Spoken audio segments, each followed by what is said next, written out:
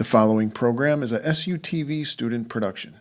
The views expressed are not necessarily those of Salisbury University, the University System of Maryland, its regents, administration, officers, employees, or representatives. Such as Vice President of Student Affairs, Dr. Dane from there because some of them weren't seniors, so they were a local opportunity for those who are financially dependent. Currently, catchphrase at Salisbury University. It's a standard operating procedure. It's just parents.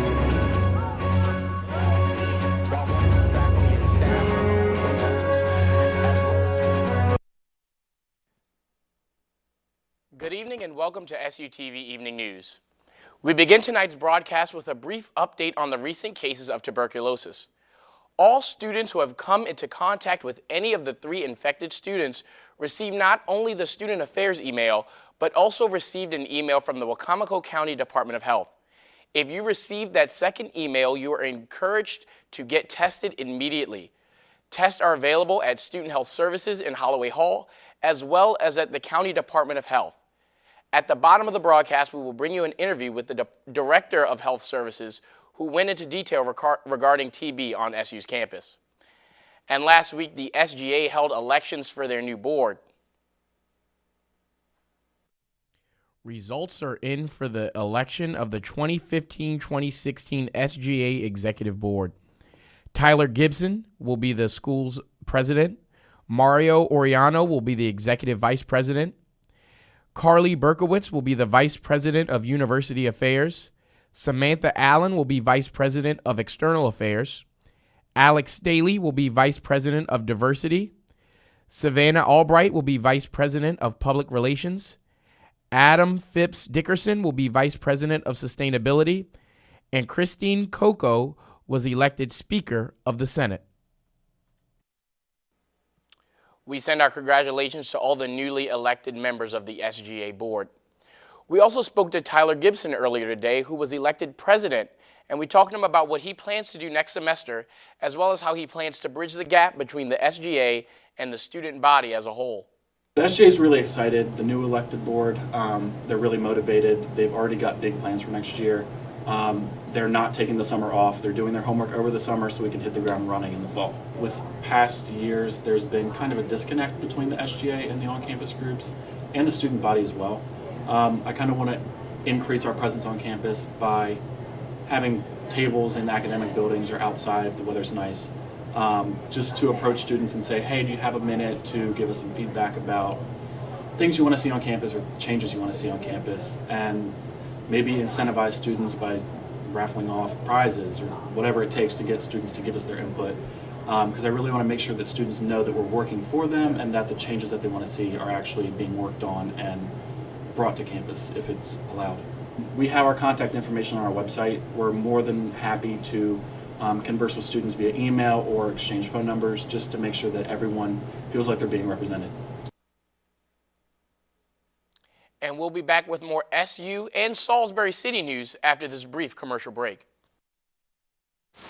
So, are you going out tonight?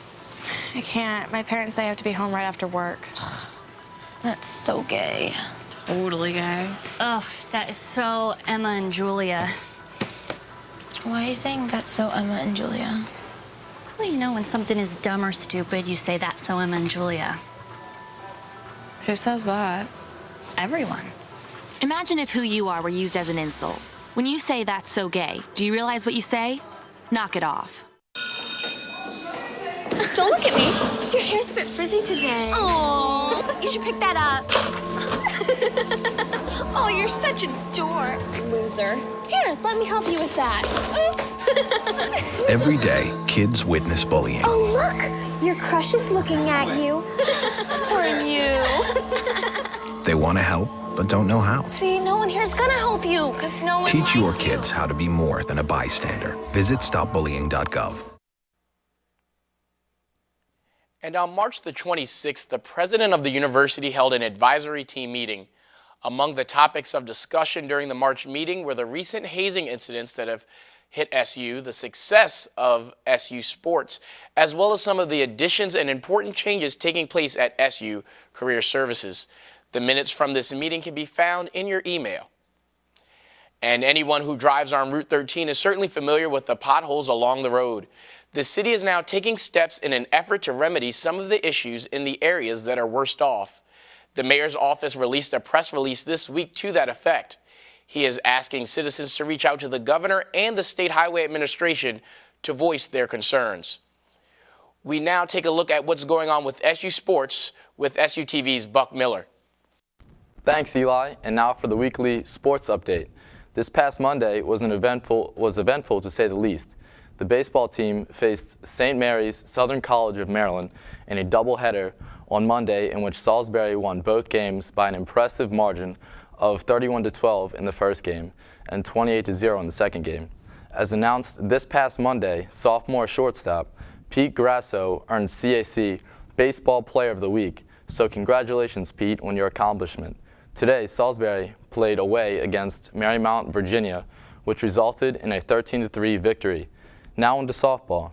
Head coach Margie Knight celebrated her 700th win in a doubleheader sweep against Stevenson last Wednesday afternoon.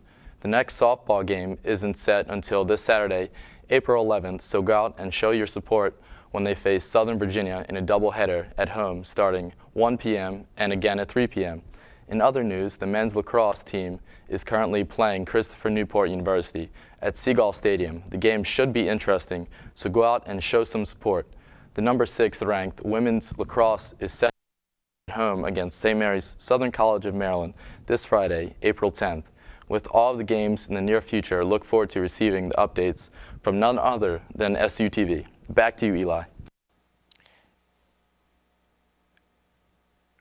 Thanks, Buck, and we'll sure to be watching those Seagulls, especially the impressive men's and women's baseball and softball teams. We'll be back with more SUTV news after this brief break. At shelters, you'll discover healthy and loving animals just waiting to become a part of your family. Why wait? You can make a difference in the life of an animal. A person is the best thing to happen to a shelter pet. Be that person and adopt your new best friend today. To find out more, visit theshelterpetproject.org. How you doing? My name's Steve. My family's lived in this neighborhood for years. Recently, things got so tight, we had to go to our local food bank for help. I lost a lot of sleep worrying about what the neighbors might think. That is until I saw them there, too. How'd I do, Steve? A little stiff. You could have done a little better. What? Come on. You know, I have an Academy Award. Yeah, but not for playing me. Play a role in ending hunger. Visit feedingamerica.org/hunger and find your local food bank. Now, Maya Thompson gives us a look at what happened in this nation's history, the history of Maryland and Salisbury University. This week on Today in History, we'll be discussing significant events specific to the United States, the state of Maryland, and Salisbury University. On April 8, 1904, Mayor George B. McClellan signed the resolution to rename Longacre Square to the unforgettable Times Square. The Times newspaper explained the subway station in the basement of the Times building needed a distinctive title.